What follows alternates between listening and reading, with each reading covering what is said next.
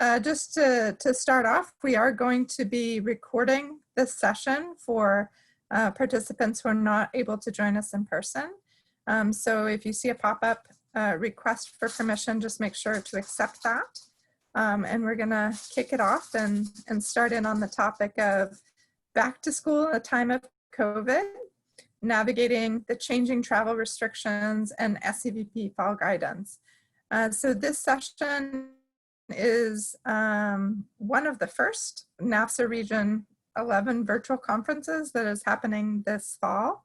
And we'll spend a little bit of time later in the session talking through what some other events coming up might be.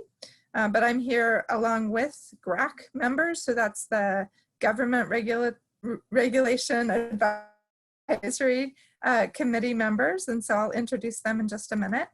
But I wanted to just spend a few minutes just in terms of Zoom tips and things to know as we start out this session. So we would encourage you to change your name if possible to reference as well as the institution that you represent.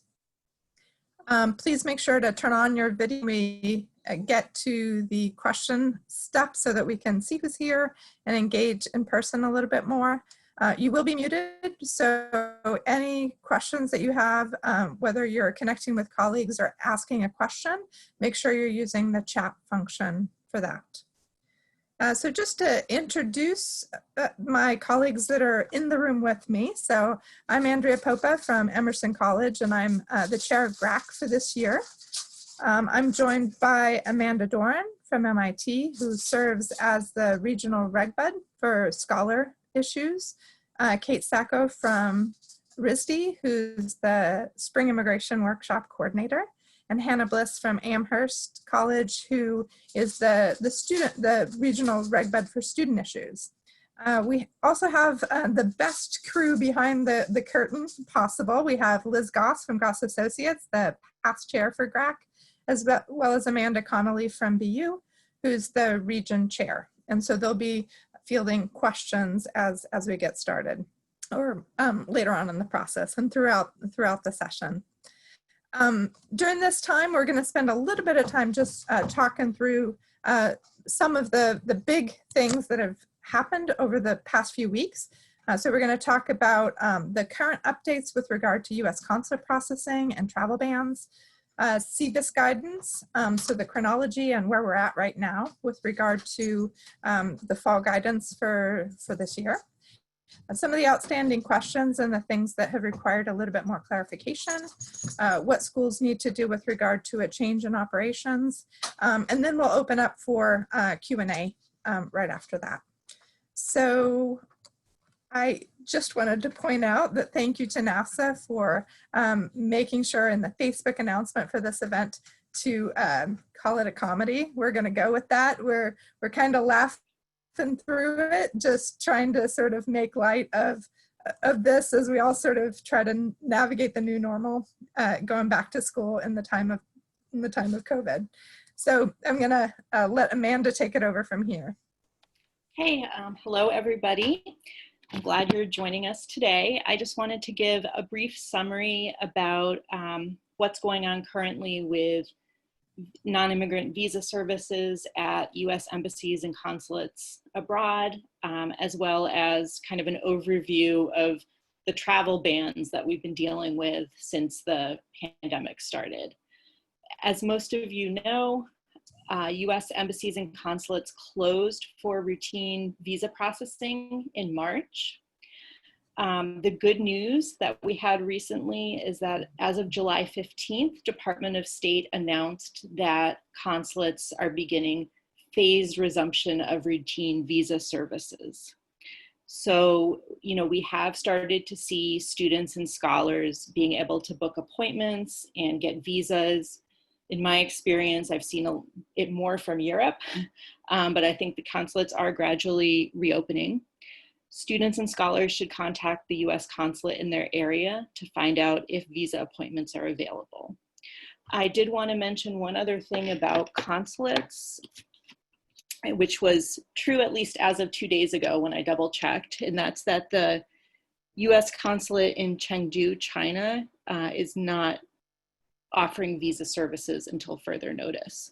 So they're directing people to go to another consulate in China. Okay, next slide. All right, so travel bans. Travel bans are still in place for students and scholars coming from China, Iran, Europe, the UK, Ireland, and Brazil. These are restrictions based on the region that the student or scholar is traveling from, not country of nationality. In mid-July, Department of State gave us an update saying that national interest exceptions are available for students coming from the Schengen area, the UK, and Ireland. Students from those areas who already have an F1 or M1 visa can travel directly to the US. They don't need any special permission or notation on their visa. Students who don't yet hold a visa would need to get a waiver from the consulate. And I think that's usually notated on the visa. J1 students and scholars do need to seek a waiver from the consulate. And students and scholars who have received these national interest exceptions are supposed to arrive at one of the 15 designated US airports. In New England, or the ones closest to New England would be, I think, Boston, JFK, and some others. Another restriction or ban that we're looking at right now is that essential travel or the land border crossings between Canada and Mexico are restricted to essential travel only at the moment. Students are considered essential, as is travel for employment. And this ban was recently extended until August 20th, and it remains to be seen whether it will be extended further. Finally, not really connected to COVID, but there is another restriction that was announced on May 29th, and that's a suspension of entry to the US by individuals connected to an entity that implements or supports the government of China's military-civil fusion strategy. The good news is it does not apply to people coming for undergraduate study. However, it does affect graduate students and postdocs. So we're looking at that. Hi, everyone. Thanks for joining us today. This is Kate Sacco. I'm the Director of International Student Services at the Rhode Island School of Design. And I'm just going to kind of do a quick overview of what has gone on since March, in case anyone missed it. So on March 9th, which is funnily enough, when we were probably all last physically together for the spring immigration workshop, is when the first kind of set of policy guidance came out. And since then, on July 6th was when the big kind of hit happened for all of us. That was came as quite a surprise, as we were all waiting for the fall guidance, since many of our institutions have been planning since April or May. And then on July 7th, went through and had to figure out what we were going to be doing with our students' records, and having to make possible notations on all of the records. And then Harvard and MIT filed the lawsuit, which thankfully got the rule rescinded on the 14th. And then some clarifying questions came out on the 24th, which that link is no longer valid, because those clarifying questions got scooped into the August 7th update that many of us just found out earlier this week was updated. So August 7th is the last time we've gotten that guidance.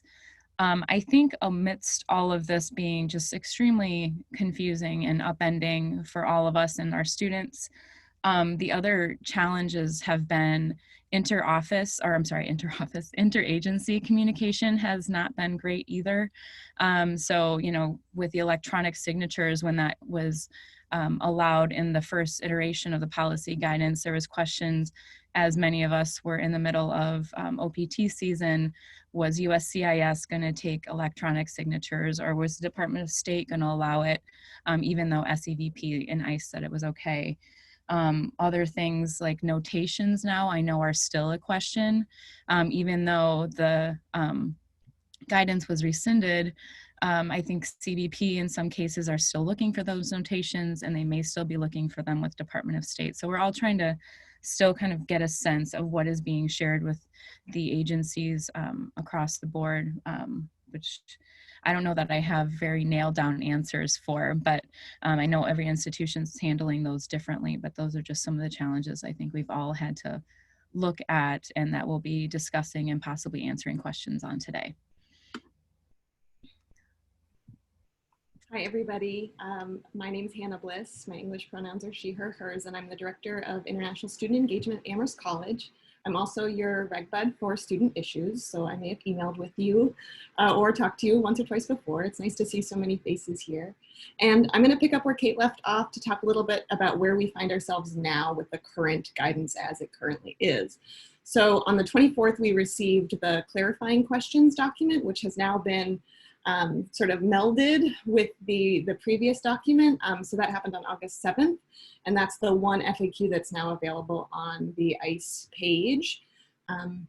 We have a screen grab on it here and the links as well if you aren't familiar. And I think we can go on to the next slide.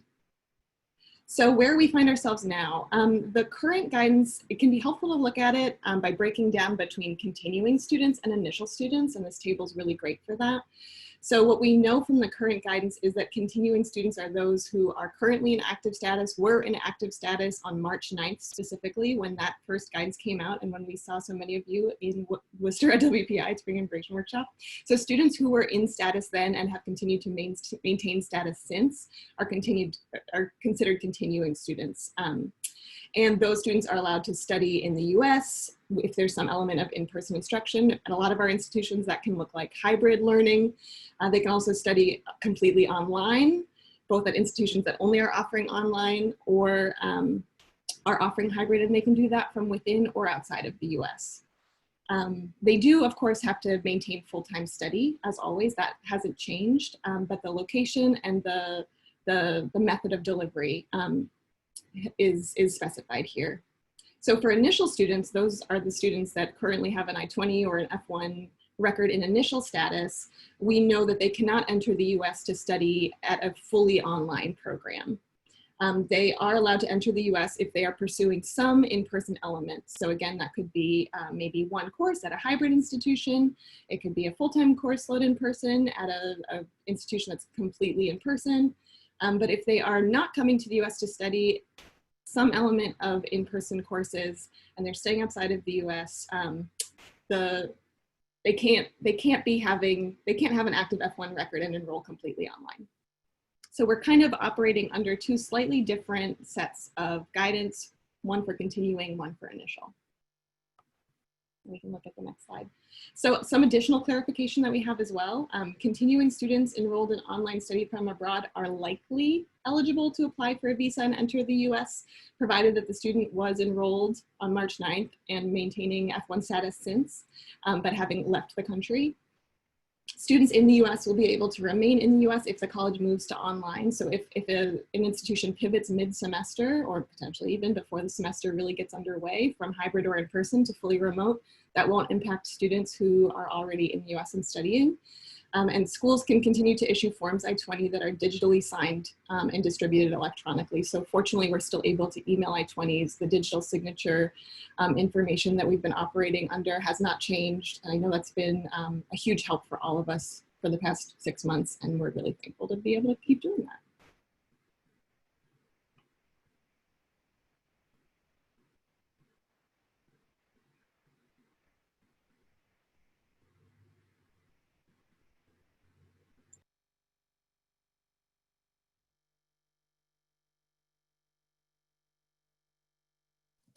Sorry about that. I was trying to unmute myself and close down shop. So there have been 2 or 3 sort of outstanding questions and perhaps more, but these are some of the ones that have provided, that have required some clarification. So there's been the question about whether a transfer student is considered a new versus a continuing student with regard to whether they're eligible to enter for 100% online study. There's a lot that wasn't said in the guidance with regard to how full-time study and the flexibility to be remote will impact F1 student employment, so both on campus as well as CPT and OPT. And there's been a lot of discussion about the 5-month rule, in quotes, because there's more than one 5-month rule. And so we'll talk about the 5-month rules and how they apply to both the transfer students as well as to full-time enrollment abroad versus taking a leave of absence. So let's talk quickly through what we know from those things. Actually, when we put together this question, this list of questions a few days ago, there's actually been additional guidance that's come out. And so some of these appear to me to be more straightforward than they were a week ago. So transfer students, are transfer students considered new or continuing? This seems to look at whether the student is in the US or not. So if a student, because they do have an initial SEVS record, but they may have had continuous status in the US. So if they're abroad, it's possible that they may need to defer their I-20 until the day that they can enter into the US. So, and this is specifically if they're going to be studying in a program that's online only. So they could begin online only from abroad. So the rules related to new students, initial students would apply if they're out of the country. So they could begin online only study from abroad. The 5-month rule and the term related to transfers will not apply. This is the rule that says that when a student finishes a program of study, they have to begin their new program within 5 months. And there does seem to be an indication that a data fix may be necessary if we're working to defer an I-20 start date for somebody who's out more than 5 months between of physical presence between programs. However, a transfer student that's already in the US could be considered to be a continuing student, and we may be able to complete the transfer for that student. So with transfers, whether or not they're in the US or not seems to make a difference with regard to whether we can consider them new or continuing. What about employment? So there are some things that are said in the guidance with regard to employment and some things that aren't specifically said. So in general, F1 students still have the same job opportunities that they would otherwise. So they still have the option of on-campus employment, CPT and OPT, etc. But I think that we all know that the playing field for jobs has been trickier this year, that jobs and internships may be limited. Even our on-campus employers may not be hiring students in the same way that they would have because we're working remotely. There's also a couple other questions related to working not just remotely but from abroad, whether students require US work permission, and the pesky business of the Social Security offices continuing to be closed. In this slide, we're mostly talking about sort of the problems. Hannah was mentioning last week, the section on student employment could be its own session. So we're skipping through really lightly what are a lot of different questions, but we will open up for additional questions that may come up in the Q&A section. So there's questions about whether international students can be paid for work abroad. And this, to some degree, may depend on whether they've already completed an I-9 with your employer or not, whether they're a new employee, whether they can be sort of onboarded through an I-9 process, whether they're eligible to apply for Social Security. So some of those factors may come into play. SEVP guidance does actually give an allowance to allow for work to happen remotely. It mentions this with regard to on-campus employment, CPT employment, and it also extends the same flexibility for OPT as well. And it says that it's allowed as long as either for the CPT and OPT, if the company has an off-campus site, or if the work can be completed in a remote fashion. One of the questions that I know our campus as well as others have dealt with is whether CPT is required for an internship done abroad. And so this would be something where you may want to have a policy in place before the semester starts. Some schools have looked at, is this work abroad for a US employer, and perhaps US work permission may be required in that sense. If a person is in the US working for a program abroad, do they need to have US work permission for work done in the US? Where perhaps if they're at home and they're doing an internship for a place that's in their home country, there may not be any need for US work permission. A few other considerations that have come up on the OPT side. How does SEVP guidance does have a few things where they've been flexible. So they have indicated that students on both OPT as well as STEM OPT can work remotely if the company has a remote location or if the work can be completed remotely. It's allowed for students on OPT to continue working even if they're not meeting that 20-hour-a-week bar, which is typically required for active engagement in OPT. It's also indicated that for students on STEM OPT, you don't have to update CVS or the Form I-983 to reflect that there's remote employment. There hasn't been any flexibility with regard to unemployment for OPT, so that's important to notice. And also, one of the key questions that keeps coming up is whether students that are studying abroad are going to have the opportunity to apply for OPT remotely from outside of the country. We do know of cases where students have been successful in submitting an application and being approved, that USCIS may or may not be looking carefully at a CVIS record or record of entry. But it is important to notice that on the 765, students are specifically saying that they are applying in the United States. And so I think, looking at the document itself, best practice would be that students need to be in the US to apply. They're also providing information about their last entry and their I-94 record. So the intent really is that OPT should be done for somebody that's in the US. And so this does beg the question, it does sort of bring up the question of, although a student in their final semester is eligible to study abroad, it does complicate their ability to apply for OPT. It's not super clear yet if we're going, the guidance says that for students that are going to be studying abroad, that we're supposed to update remarks on their CVIS record. It's unclear how CBP might look at that record, whether students will be able to enter the country midterm. But it is, at this point, it appears that students do have to be in the US to apply, and that they would need to be able to enter the US before their completion date if they're going to apply for OPT. So one final question has to do with how the 5-month rule applies. And the question here is, which 5-month rule are we talking about? And so we did speak a little bit about the 5-month rule for transfers, but in this case, we're talking about the 5-month temporary absence rule. And so the SEVP guidance does say that if a student is in active status and enrolled full-time abroad, that they don't have to be terminated, even if they are out for more than 5 months. So the 5-month rule does not apply if a student remains active. Students in active CVIS status can take online-only classes as long as the school in which they're attending complies with the requirement to report a procedural change to SEVP within 10 days. So that does mean that this flexibility is tied to institutional compliance. So you'll want to make sure that you're following through on that report.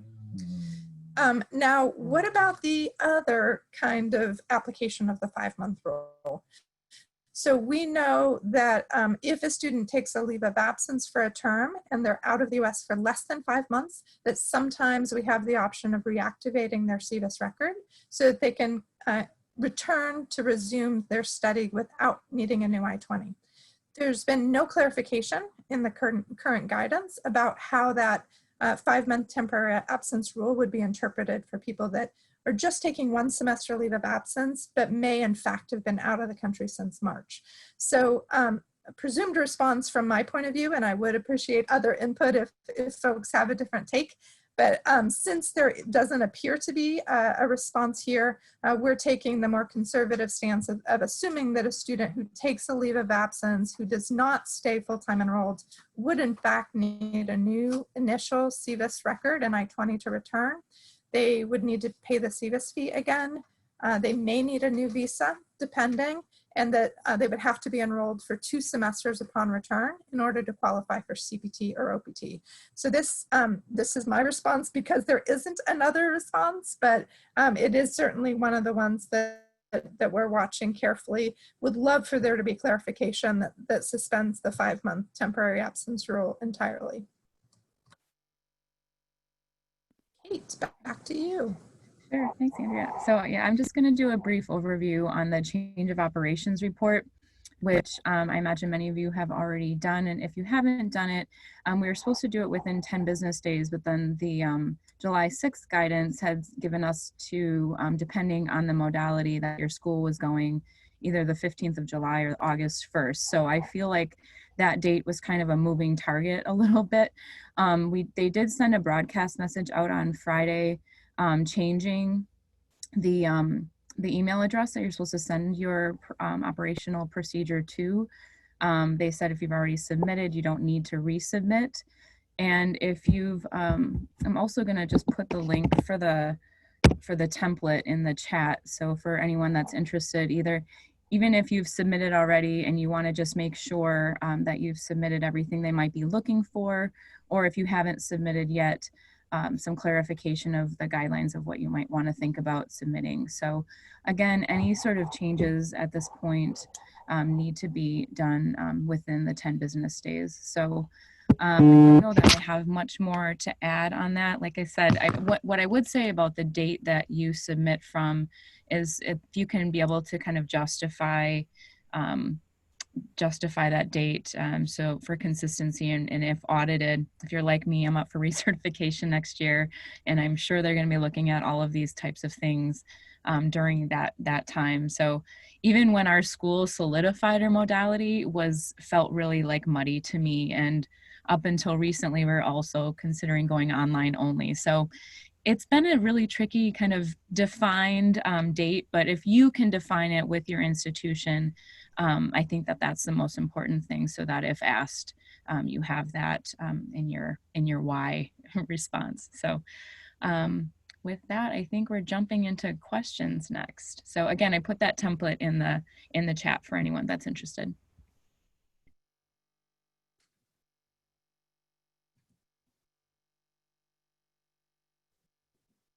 Okay, so I think we're gonna shut down the PowerPoint so that we can see your faces. It's really nice to see so many people on the call, and please feel free to turn on your video if you feel comfortable doing so that we know who's here, we know who's in the house. But we're going to open it up, and we're going to let Amanda and Liz let us know what questions are coming in and who we should answer first. Liz, you're muted.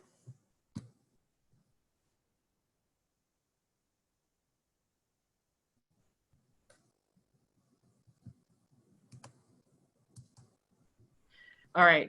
There's a question about transfers being stuck outside the United States and whether or not they're allowed to study because of the FAQ, the 8.7 FAQ, and explaining and how you're all explaining the difference between, I think it's between continuing student and initial, or how you're explaining the difference to people who are transferring and, maybe in the United States and outside of the United States.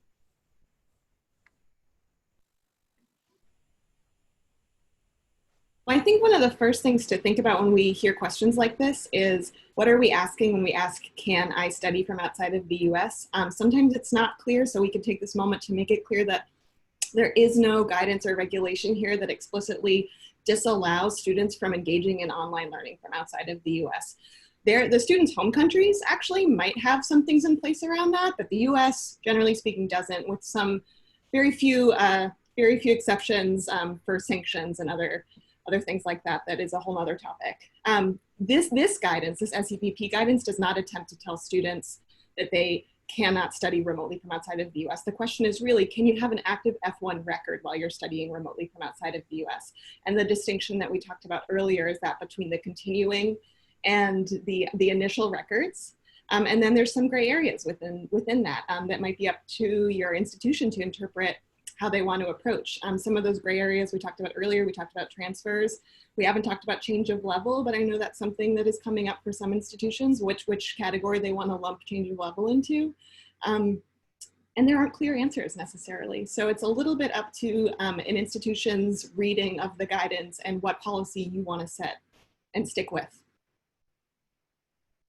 Yeah, thanks. I think that's, and just to sort of clarify, to reiterate some of the things we said before. So it does appear that there's a little bit of a distinction whether the person is outside or inside. I think there's a consideration about whether they're taking online or hybrid, about whether they're continuing to be full-time.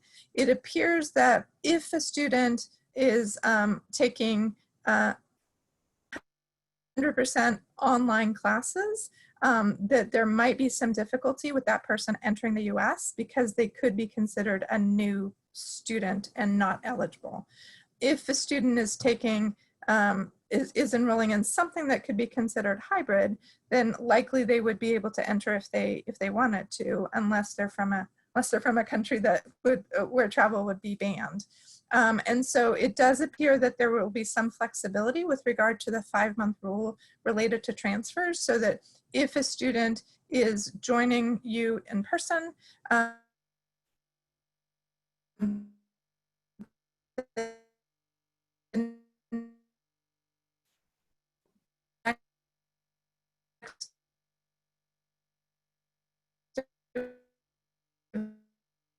available somehow prohibit that student from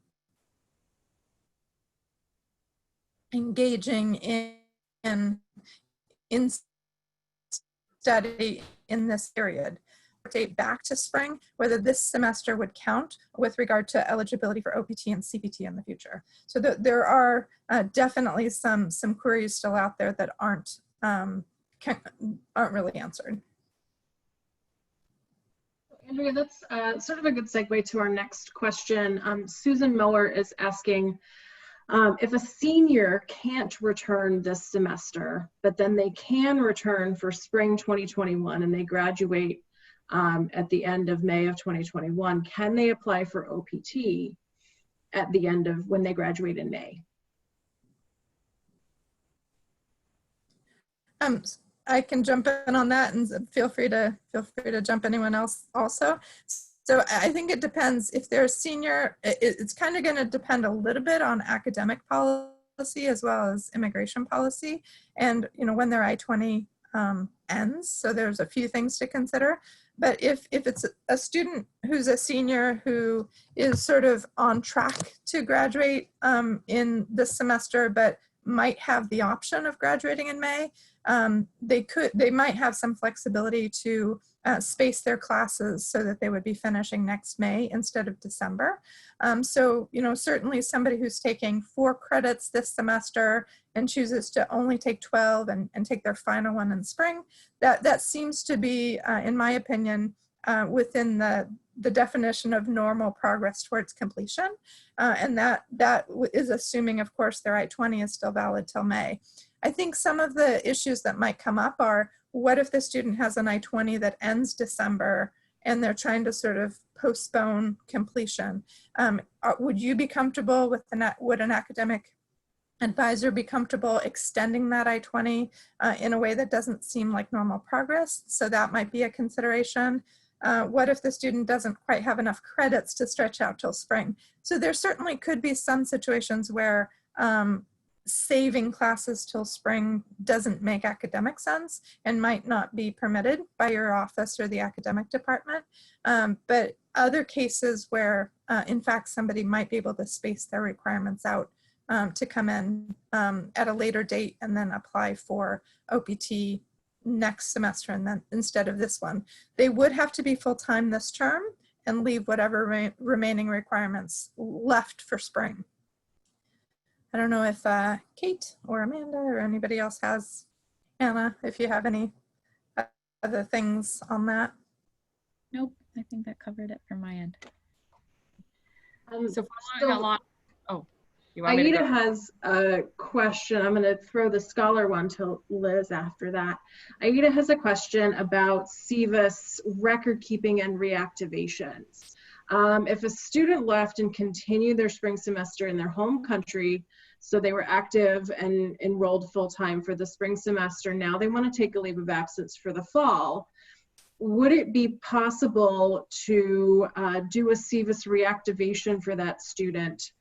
Even though they might be out of the country, they would be terminated for less than 5 months, but out of the country for more? Or do we really need to do a new I-20? I think there are a couple things to consider here. One is that SEVP has been notoriously unreliable in how they calculate the 5 months, and that continues now.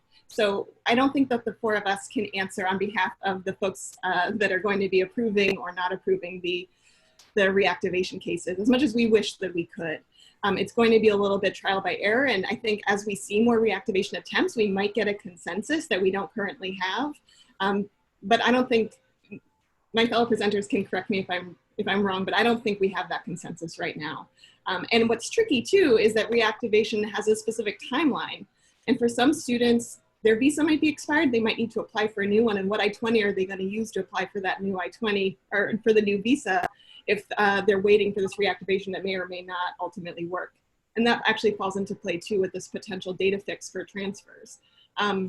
So ultimately what's in the best interest of the student might be the initial I-20, just because the timeline, you would have more control over it, and you wouldn't be waiting for a yes or a no. But we also, I think, really want to see some data on how these cases are being handled. So it's kind of a big question mark right now. I'm curious too. Yeah, and there really has been no definitive clarification about how this will work. I think if the process of reactivating has been slow and unpredictable in past years, it's going to be exponentially so this year. So. Yeah, I would just add, like, I would maybe make that decision whether you're even going to attempt a reactivation based on how it might impact the student. But I mean, to both Hannah and Andrea's point, sometimes they've gone from when the student has physically left the United States. Sometimes they've gone from the end of the last term that they attended. So I've seen it float all over the place as well. But I think putting it in, if it's worth it to the student, would be always worth a try.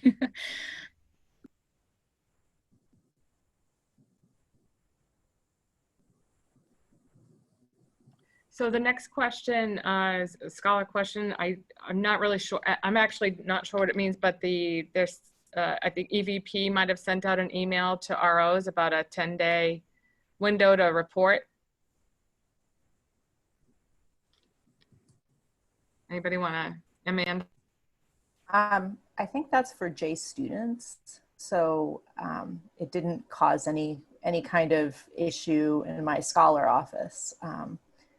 But I think it's supposed to be similar to the F1.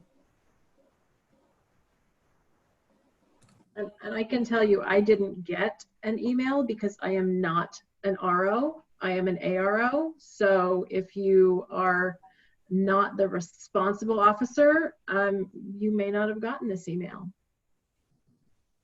And even so, sometimes responsible officers don't get them. They're a bit hit or miss with emails. Yes. I know in my office, we all get things at different times, and some of us get things and some of us don't get things. So do you guys have any advice for how to respond to that, or where like if this person did get an email? I mean, I think how have you all been handling the SEVP responses for your F1 programs? Would that be something that they could mirror, for example? I can share that I'm not the RO as well, but the RO did reach out to me at my institution, and I shared with them what I had submitted for F1s for SEVP, and I think that was really helpful for them. I know that Susanna's question is talking about the incident report doesn't seem to be the best type or best fit. EVP loves incident reports. So even if it doesn't seem to be the best fit for providing that information, they really enjoy getting incident reports. So it might be the way that makes them happiest to receive that information. And I just saw something in the chat comments that somebody said they submitted the incident report and just wrote "see attached document" on it.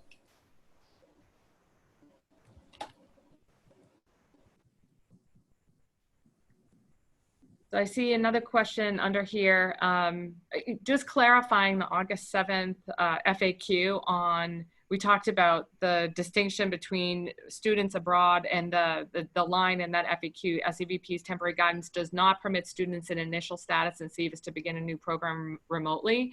So the only thing I would say is just to make the distinction, because I think we've all had these conversations in the last couple of weeks. I think that's getting to people physically present in the US, right? So that if you're in, and it's the distinction between initial status and you're transferring students who are continued status. So I think that's about educating people what those terms specifically mean in our world, because they don't have the same contextual meaning in I was going to say normal world, in the outside, outside of the way we talk about language and use these terms. So I think that if you're having if you're trying to figure out how to communicate that to people, to really focus in on initial status versus continuing status, people inside the United States versus being outside the United States. And that might help you parse the words to be able to explain to people.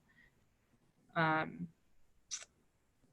then there's another question here about, there's been questions about the Sacco and covering tuition, and folks having different conversations with the Saudi Arabian Cultural Mission. Does anybody have an experience with incoming Saudi students and the guarantees from Sacco for the semester?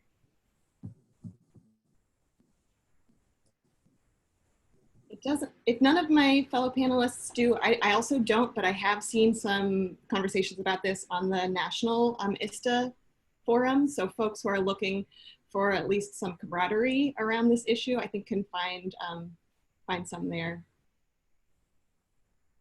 I did just want to point out, which is different than what I had said verbally, so I wanted to point out clarification from Aaron Gustafson on the line from Yale, who's saying that the most recent FAQ, the August 7th one, does in fact say with regard to transfers that SEVP temporary guidance does not permit students in initial status to begin a new program remotely.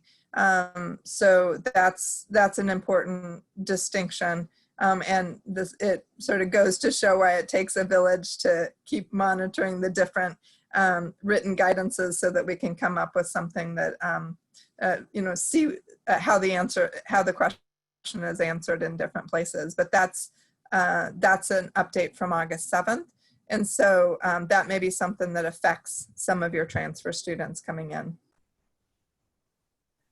I know there was a question earlier about, can students study remotely from outside of the United States? And Mary at Simmons makes the point that in the chat that some academic programs may have licensing issues with, like, if your program ends in licensure. Her examples are social work or behavior analysis. We've had some conversations on my campus around education and like clinical psychology, that studying from abroad or studying remotely may cause problems for those programs requiring licensing. We're having conversations on my campus now around students in sanctioned countries having issues being able to study remotely. So we are having that conversation specifically around graduate level students in engineering from Iran, where there are sanctions in place such that we can't offer distance education to those students in those countries. So as you are thinking about, can students study fully remotely, there are some non-immigration issues that may affect the way that that question is answered on your campus. And the question might be answered differently for different programs, and even based on, where the students are physically or what their country of citizenship is.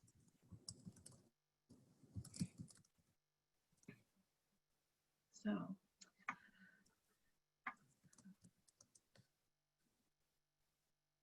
We do also have a note from Jessa that she had she reactivated a student successfully and it only took 3 days.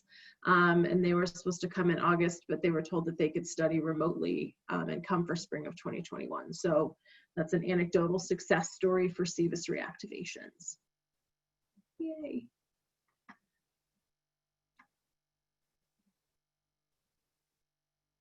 So Kathy is asking us, what about students studying remotely from out of state, but inside of the United States?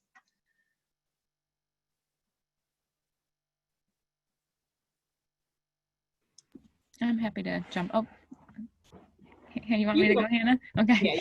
So for students that are returning or continuing students studying outside of the state that your school is in is fine. For new students, that would mean that they would be, so new initial status in SEVIS, that would mean that they would be fully remote, which is not allowed with the guidance, the clarifying questions and the guidance that from March 9th. So new students cannot be remote outside of the state in the United States. But continuing students can.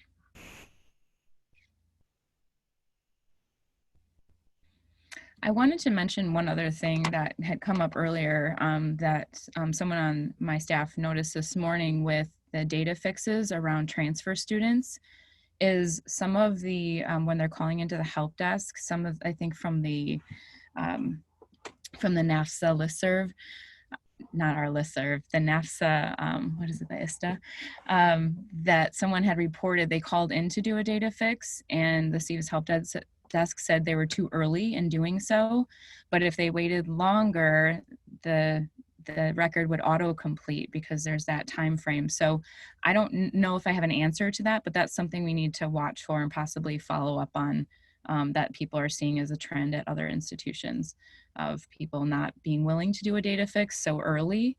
But then if the record's going to auto-complete, then we do have to reactivate the record and do a data fix at the same time, which is challenging and more paperwork for us. So just putting that out there is something that people might want to be aware of.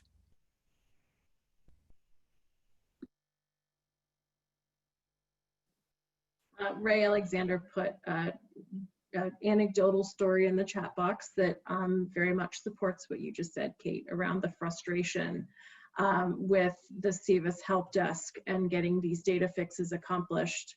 I know that often when you call the SEVIS help desk, trying to convince them of what you need can be a challenge. So I think we're all feeling that pain right now. We have a couple of questions around students starting remotely and SEVIS records. So one is talking about the FAQ guidance. Does this mean they need a data fix in SEVIS for their initial start, but can take classes remotely to start their program? And the other one is more initial status. Can a student in initial status begin their program from their home country and then come to campus in spring of 2021? And how do we handle those SEVIS records? So for the new international student F1 question about beginning the semester outside of the US and joining in a future term, I think that'll be up to, the answer is yes, that student can study remotely. Again, Amanda just listed some of those non-immigration considerations that could impact this, but in terms of the SEVP guidance, yes, that's fine. In terms of F1 regulations, yes, that's fine. But the question is what to do then with the F1 record. So if the student is not studying in the US, the F1 record can't be activated this semester, what do we do?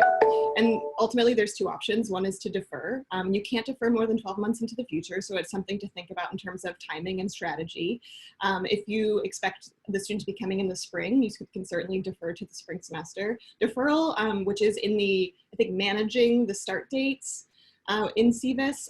Deferral is nice if the student has already paid the I-901 SEVIS fee, because then they don't have a new F1 record to deal with later, they can request to have that SEVP transferred over, but it's nice to just save that step. If you are expecting that student to show up and study in the US or on campus in a future semester. You can also cancel the I-20 and just issue a new one when you expect them to come in the future. And it's going to be up to how you want to deal with your records really in terms of which of those approaches you want to take.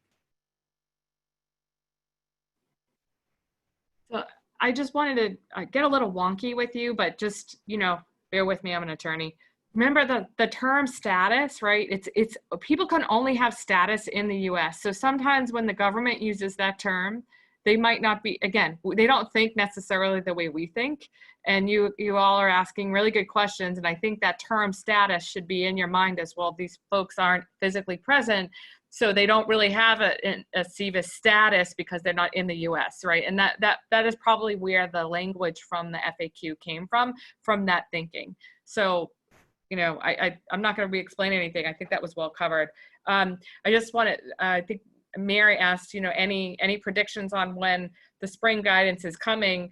Yeah, when we least expect it or want it, maybe is probably the best answer on that. I don't know if any of you have any can read the tea leaves at all. If you have any comments. My crystal ball is broken. It has been broken for a while. Mary, if your crystal ball works better than mine does, I want you to share, because I'm over it. Yeah, I just would say it's going to be a minute.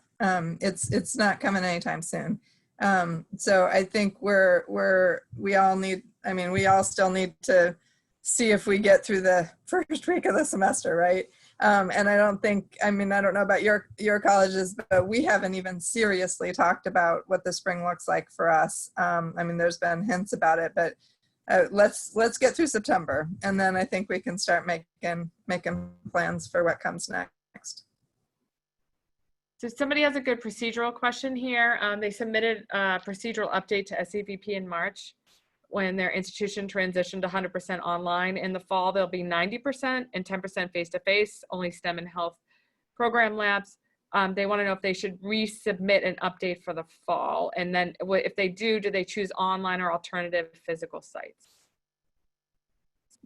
I'll take that just because I did the report section, and please add in anything else I'm missing.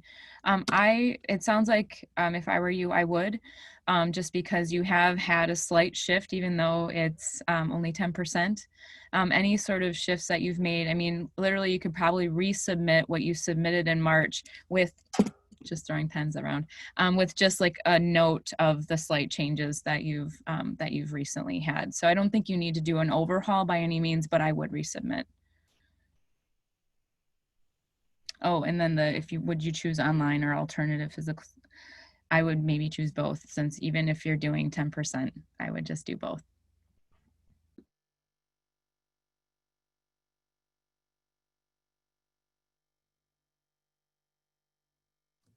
I have a question, a reverse question actually, is what are you considering to be an alternative physical site?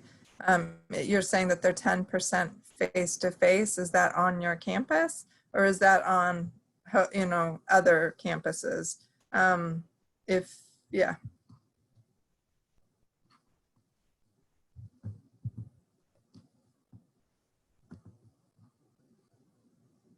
your college is not, or your institution is not, I read alternative physical site as offering classes at another location in person that you wouldn't usually offer.